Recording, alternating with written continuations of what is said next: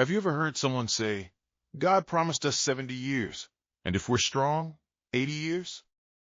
Or maybe you've heard someone say, the Bible says humans are supposed to live 120 years.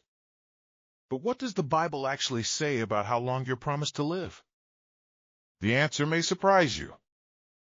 Before we begin, remember that this video is for biblical education and discussion.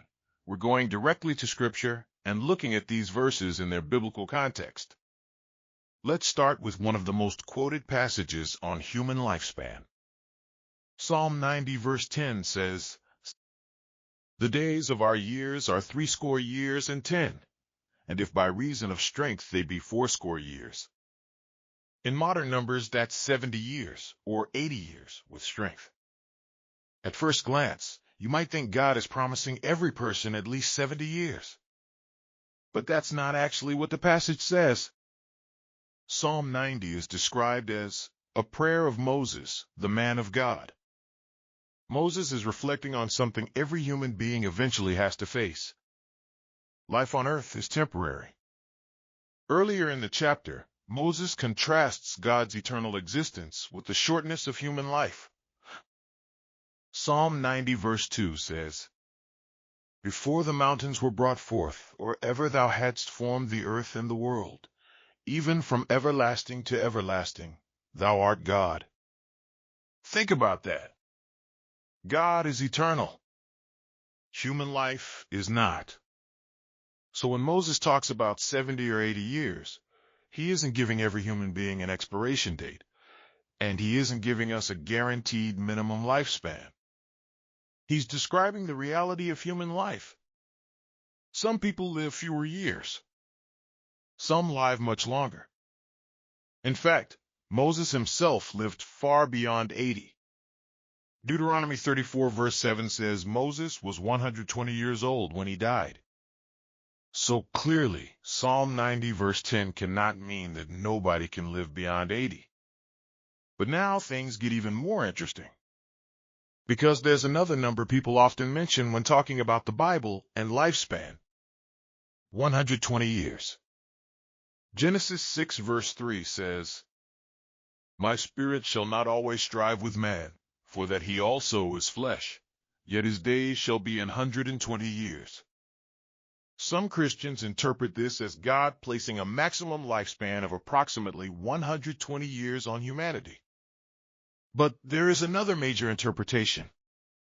Some biblical scholars understand the 120 years as a countdown until the judgment of the flood, not a universal promise or permanent maximum lifespan for every human being. And there's an important reason for that interpretation.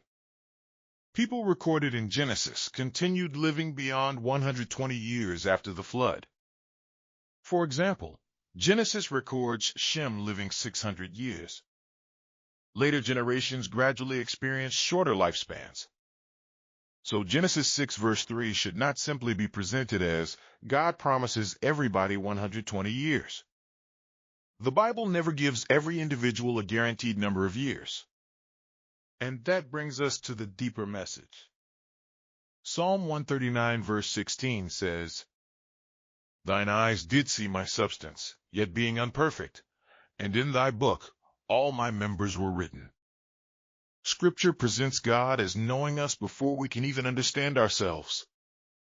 But the Bible repeatedly warns human beings not to assume that tomorrow belongs to us. James 4 verse 13 through 15 gives a powerful warning. It speaks to people making plans about where they'll go, what they'll do, and what they'll accomplish tomorrow.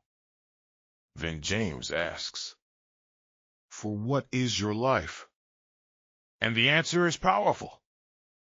"It is even a vapor that appeareth for a little time, and then vanisheth away."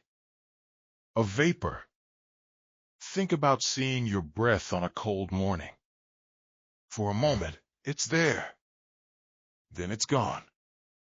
That's how Scripture describes the shortness of our earthly lives compared with eternity.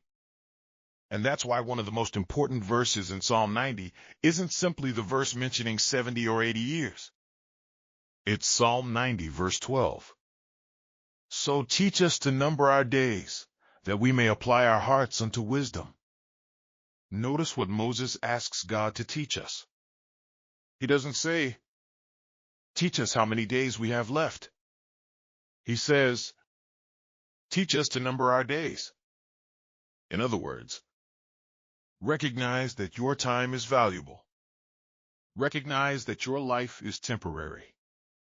And live wisely while you're here. That changes the question. Instead of asking, how many years am I promised? Maybe the better question is, what am I doing with the years I've already been given? Are you constantly waiting for someday? Someday I'll forgive. Someday I'll tell my family I love them. Someday I'll pursue what God placed on my heart. Someday I'll pray more. Someday I'll get serious about my relationship with God. But Scripture reminds us that none of us should treat tomorrow as guaranteed. Proverbs 27 verse 1 says, boast not thyself of tomorrow, for thou knowest not what a day may bring forth. That isn't meant to make you live in fear. It's meant to make you understand the value of today. If God woke you up this morning, you have something precious. Another day. Another opportunity to love. Another opportunity to forgive. Another opportunity to help somebody. Another opportunity to change direction. Another opportunity to pray. Another opportunity to walk in wisdom. Another opportunity to thank God for the life you've already received. So, how long does the Bible promise that you're going to live? It doesn't give every person a guaranteed lifespan of 70, 80, or 120 years. Psalm 90 speaks about the brevity of ordinary human life. Genesis 6 verse 3 mentions 120 years in a passage whose meaning has been interpreted in different ways. And throughout Scripture, the larger message remains consistent. Human life is temporary, God is eternal, and our days should be used wisely. Maybe that's why Psalm 90 verse 12 remains such a powerful prayer. So teach us to number our days, that we may apply our hearts unto wisdom. Don't spend so much time counting how many years you might have left, that you forget to appreciate the day God has already placed in front of you. Love while you can. Forgive while you can. Encourage somebody while you can. Walk in your purpose while you can. Seek God while you can. And make your days count. Because the greatest lesson isn't knowing exactly how long you're going to live. It's knowing how to live while you're here. If you're grateful that God gave you another day, type Amen in the comments. And follow Black AI Bible for more Bible history, scripture breakdowns, and biblical truths you may have never heard explained this way.